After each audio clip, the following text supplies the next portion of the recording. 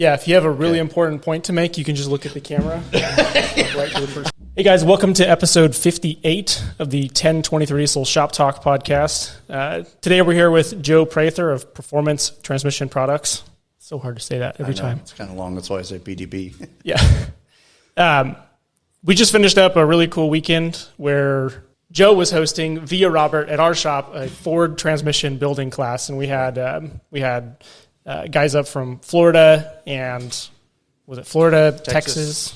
Yep, and Kentucky. Kentucky, yeah, which is really cool. We had talked to Joe probably about a year ago, maybe it was more than that, about supply chain issues and problems with getting parts for rebuilders, and there was a lot of delays for most transmission companies. And so he's up here now. He's up here for the event, and I thought it'd be a cool time to do a proper introduction, make one more person uncomfortable on camera, and it's working. And then we can talk about what the supply chain looks like now, and talk a little bit about his business. Okay. So, welcome, Joe. Thank you both for hosting us and opening up your houses, and we really appreciate it. Yeah, it was great that you took the time to do that. It was really cool. I think probably the coolest thing for me getting to see the guys come up from these shops was most industries, you don't see a lot of collaboration. No.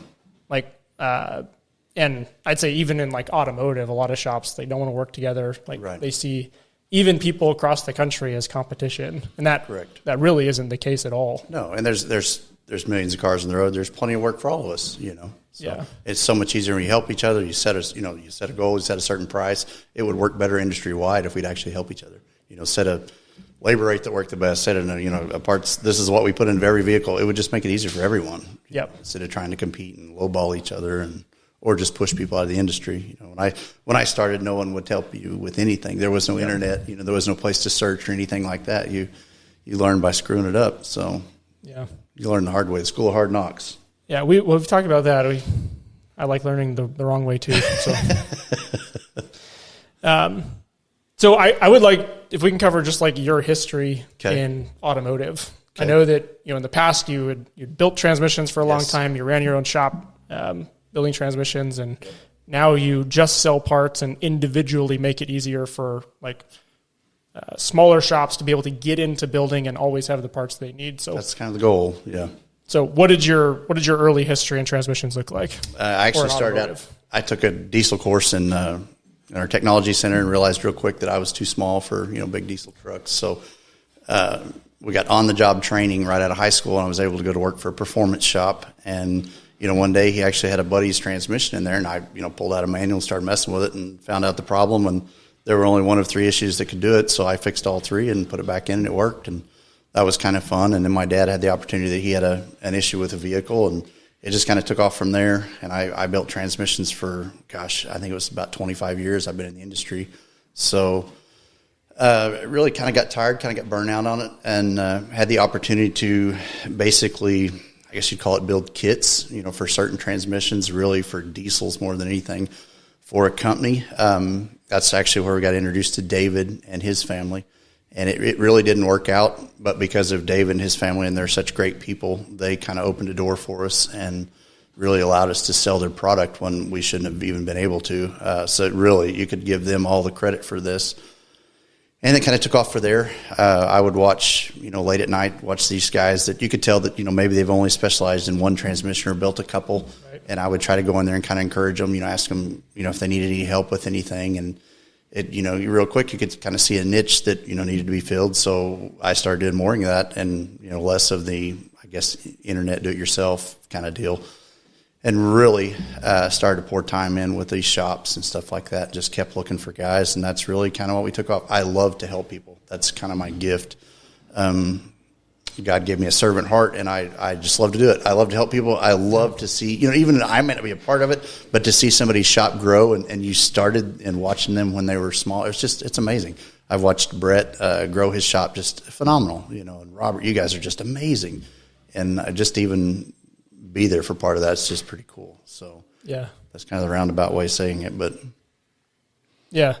So like now with performance transmission products, why can't I say it? It's hard for me to say.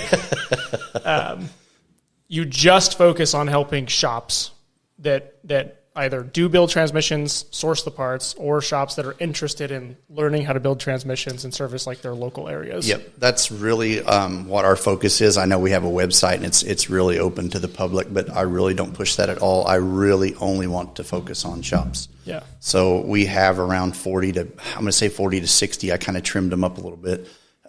We basically have a Facebook group, and we stay real tight knit. We help each other. We post industry fixes when we see problems with like even a certain part. Even like I won't throw a name out there. We'll say a name of someone that has an issue, and maybe they haven't released that to the public. If we see it in our group, it's immediately. I'll make a PDF file. We start talking about it. So everybody has a heads up. Yeah. So we're able to see. You guys up here in Alaska, Florida, California, Texas, all over the place. We get to see different vehicles. How they're fixed, the things that they're having issues with, and then we can kind of try to stay ahead of that and help someone else from running into the problem that somebody across the country's already had. So we go in there, and I really try to encourage, transmission. There's no industry that you're going to pick that's going to be easy. The transmission industry is extremely hard, but going in with, I guess, a mentor, I'm not going to say I'm a mentor, but some of these other guys like Robert that have had so much experience with the Ford transmissions that we talked about this weekend, gosh, starting out and with someone like him in your corner able to help you is amazing. Never had that, like I said, when we were starting out. So for a younger generation, and that's something I'm getting older, at some point I know I was going to step out of it. So why not pour into these younger generations that are coming up to help them get started, So I think that's really our primary focus is I want to teach as many people as possible that are willing. And it probably sounds bad. We're not going to teach everyone. I can kind of tell you if your caliber, your ethics, and morals are going to line up, then I'm going to pour into you. But if you're only interested in making money and not providing a good service, I'll back off from you. I've had a couple that took some real good information from us, but we just backed up and closed everything off to them. So yeah, that probably sounds bad, but it's the way it has to be. And like,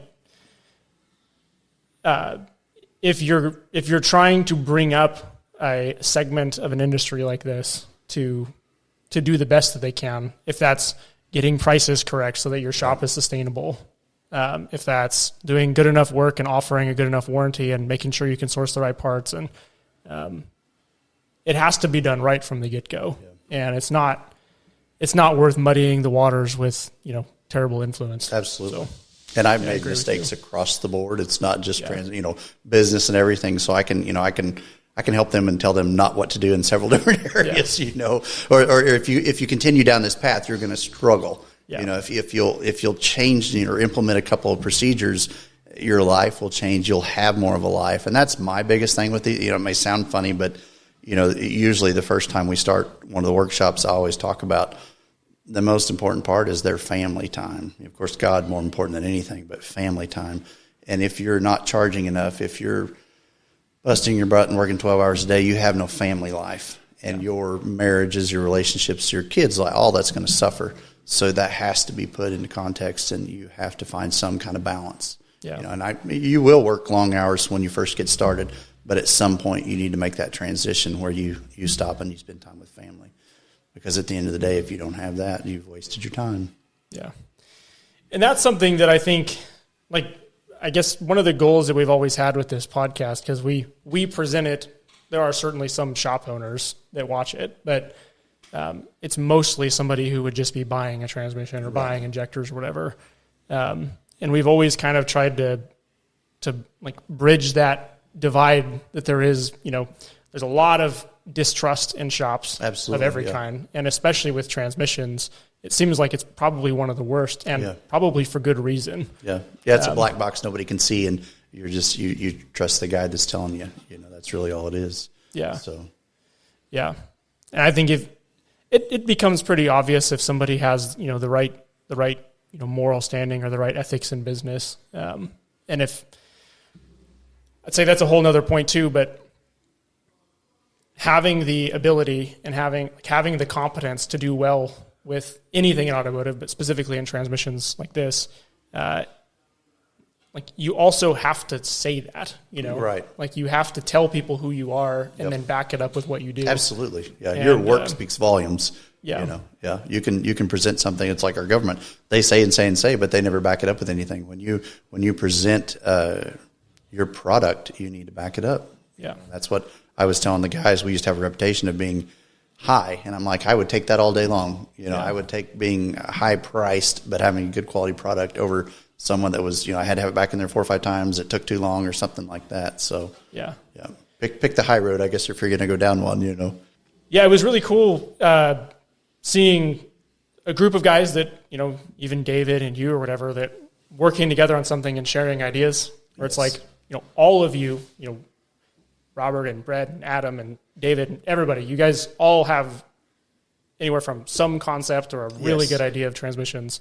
But seeing you guys share ideas was cool. Yeah, like, and that's you do that thing that way. Exactly, that makes it so much easier. That's exactly even the last workshop we did at D&J. I learned something, and I tell you, you always need to go in that mindset.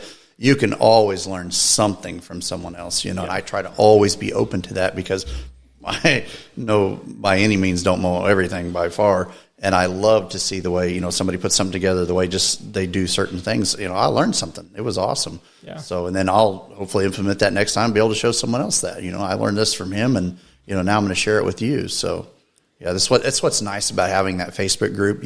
Some guys don't comment a lot. Some guys do. There's guys that comment every time. And it's nice to see their knowledge or see their input, and just know we're kind of like a family. That's why I think all the guys. I really care about all of them. So it's amazing to see them get together and encourage one another. And yeah. So if you're, and maybe I'm putting you on the spot here, but if you're the average consumer and you're out there looking to find somebody that's going to build you a good transmission, like, do you have, is there something that you think would be worth looking for in a builder that has a higher chance of getting you something that's worth buying? First of all, and I say this to everyone, shop appearance is number one. And I'm kind of OCD and not at the same time. I've always, you got to keep your shop clean. I like a painted floor, and just simply because it would blow people away when they would walk back there. Even if it's just your build room, when they step into it, they'd be like, wow. And I'm like, clean. Yeah, you could eat off the floor. We mop it, we clean every, we mopped our shop at the end of every day, and spot mopped it, when the mess was made. So it like, you guys have a floor cleaner. That's awesome. The cleaner you can keep it, when someone steps in, even if it's just to come get something out of their truck while you're working on it, they step back there, they see that you're orderly. First of all, you keep your shop clean. It doesn't have to be a big shop. It can be it doesn't matter. It just needs to be clean. You guys take phenomenal pictures. I love that. Kentucky Diesel's another one that they're constantly putting pictures out there that are clean, sharp, nice pictures. It's really obvious. Oh yeah. And today is different. Like when I started, you had the little Nokia phone. You weren't taking any pictures that anybody could see, and there was no Facebook. But now everyone gets on a Facebook page, is mentioned by someone, and so that is very important. Facebook costs you nothing to have a page up. Yeah. So that would be the first thing. And it could cost you everything if you have a bad reputation. Absolutely. So you strive hard to we're all going to make mistakes. I don't care who you are. Yeah. The top guys in the industry still make mistakes, but don't cut yourself short, because we all use the same parts. And most of the time with the internet age, you are real close to having the same knowledge. So charge a good price, keep your shop clean, and don't be afraid to compete with those top name guys, Yeah. So if that makes sense. Yeah, no, I think that's good advice for shop owners and for people that are looking for a shop that will do good work for them. It really is. You look at a clean shop, and it's like your pictures. I was watching your TV down there and scroll. It's like you can just tell when you take that kind of attention to detail on the outside.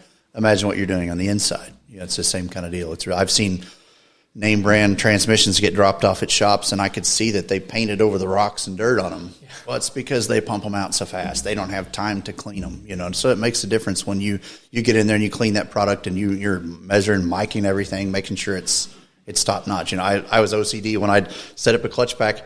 I would check the stupid thing 3 or 4 times, but even though it was inspected the very first time, it's who I am. I knew that I was putting that out there. I was going to be in charge of it. If it failed, it was going to be on me. And that's where a big production shop, they can't do that. Yeah. They have to have numbers, and they have to have so many units out, and they're going to get mad, but their quality control is a lot harder to control than what you guys have. Yeah. You guys' names on it. You're really watching out for things closer than they are. So it makes a big difference. Yeah. That's why I'd really encourage any smaller diesel shop owners out there, if you're interested in getting a transmission, like, it's a great business to be in. Yes. If you care and if you have attention to detail. Yep. And that's a lot of it, right? You said attention to detail. Yeah. Yep. You can, and that's what I'll help you at any level. It doesn't matter to me. If you're interested in that, help you get started into it, help you if you're already into it, whatever you need. That's what I try to be available at any time. We talk to guys, we minister to guys, not even just transmission parts. That's the backseat really. So if you need help, I want to make sure that your family life is more important than anything, and then we'll work on the business side. So yeah. Let's talk supply chain. So I know last time we had clutches were a no-go. It's like we weren't getting at that time. Robert and I were just talking about getting using a lot of Borg Warner clutches and Ford transmission stuff. Basically, couldn't get them. Yep.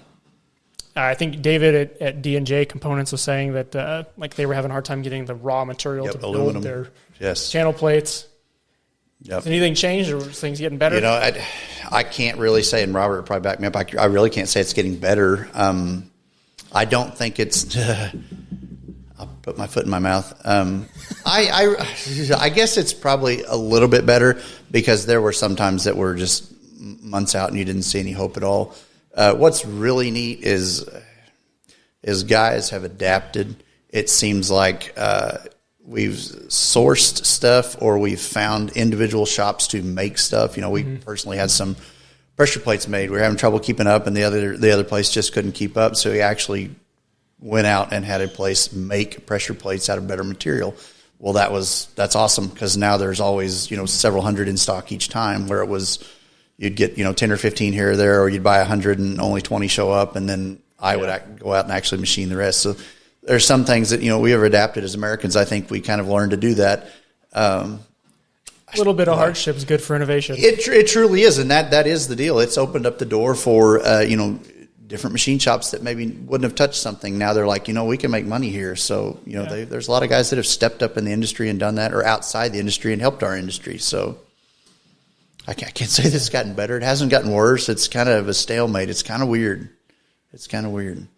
So yeah, it is cool seeing that. There was around the same time, around probably a year ago, there's a manufacturing. They make something in automotive. I don't know exactly what they did. Like one component for like Hondas, I think, and they're in Pennsylvania. And they shifted their entire operation, instead of laying everybody off, to making canning lids. That's awesome. And now they're competing with Bell on canning lids. I think that's awesome. That's awesome, though. But they kept all their employees. They adapted. They adapted. Yep. And that's what I've seen. The businesses that were able to hold on and be willing to adapt, they're still thriving. It's weird. I swear, almost the performance side of things have taken off over this period. Mm-hmm. It's really weird. You would thought that the money would have pulled back, but we see shops all over the country, and I can't really say, oh yeah, these are guys are struggling. It's just everybody stayed pretty busy. I mean, you might have a week where they said, I was able to catch up this week, but it's not like guys were struggling almost I can't even say the word COVID. But it's just different. It was different, because at first they were like, oh, you're not going to be able to get this, not going to be able to get this. And, guys adapted, guys held on, and there's a lot of shops that are still thriving. So it's been awesome. Yeah. It seems like we haven't seen a lot, at least just from my perspective, running like an e-commerce, parts side. I've seen people that were going to spend a lot of money on something, they're still doing it. Yeah, that's what amazes me. Yeah. But people that were maybe going to do like a small build and need something like mildly better than stock, that's dropped off like crazy. Okay. And I don't know if it's like different income segments. I don't know what the difference is. I can't pinpoint it. Yeah. Certainly like bigger ticket items like transmissions, things like that, that seems to be like it always has been. Yeah, it didn't really change. Yeah. And I was expecting the performance side to fall off drastically. Yeah, for sure. Only the guys that had to have my work vehicle, I got to fix it to get back on the road, but it was actually almost opposite. So I was really blown away by that. So what do you think about Alaska? This is your first time up here, right? It's amazing. It's a beautiful country. Everybody asks me, what do I do when I come to Alaska? I'm like, I live here, man. I don't have a clue. It was amazing. I mean, Robert took us on a tour of the Knik Glacier. Just make sure I say that right. Don't offend anyone. It was just phenomenal from day one. It's just beautiful here. You still have so much more freedom than we have in the lower 48.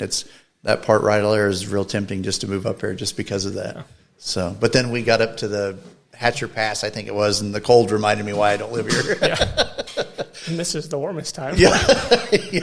We got up there and the lake was still frozen and the wind was, whipping through there. Or I think we went to Whittier. Is that right? Yep. Yeah. Extremely cold and rainy at the same time. So what did you think of that? Those grounded me. It was pretty amazing. Yeah. Pretty amazing. It was like 8 minutes or 9 minutes, I think we're underground. Yeah. It's pretty cool. It's a long time to be underground. Yeah, pretty cool. Didn't want to miss that last train out, that's for sure. Yeah. But it was beautiful. The people were nice. We stopped at several little shops and got some coffee and stuff like that and bought some stuff. People were really friendly. Yeah. It's a beautiful place. I could see living here. I'm sure I would struggle with wintertime, but you have amazing country. So if people wanted to get in touch with you, how would they do that? Preface that with, who should get in touch with you? I'll never limit it, I guess. Any shop that's looking to get into transmission work or anyone that's, struggling. I'm not so much I want to buy one or two things off. It probably sounds arrogant. I'm looking to make lasting relationships with guys. I don't want to be your just go-between or, I've invested a lot of knowledge I'm sorry, that sounded horrible. A lot of time in some of the files, some of the workbooks and stuff like that we've done. And if I'm going to share that, I would like for you to be in it for the long haul. Yeah. So, if you're having issues, struggling with the business side, transmission side, call us, contact us. Usually most of the stuff's through Facebook. I'm on some of the forums and stuff like that. I'm sure you can get in touch with me.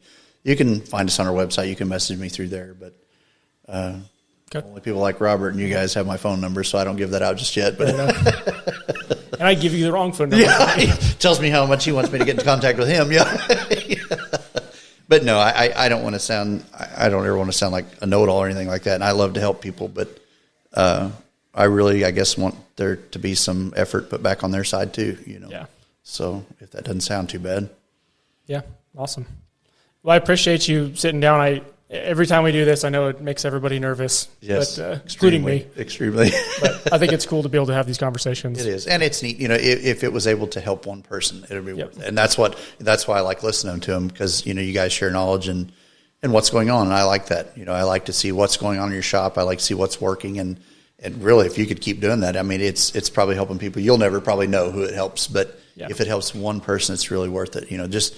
Even to see someone that's even going through your struggles, it gives them hope, So I think that's amazing. You guys are doing an awesome job. Yeah. So if you guys want diesel parts, though, you can buy those at 1020diesel.com. Right. Anytime you want. Thanks, Joe. Thank you. I really appreciate it.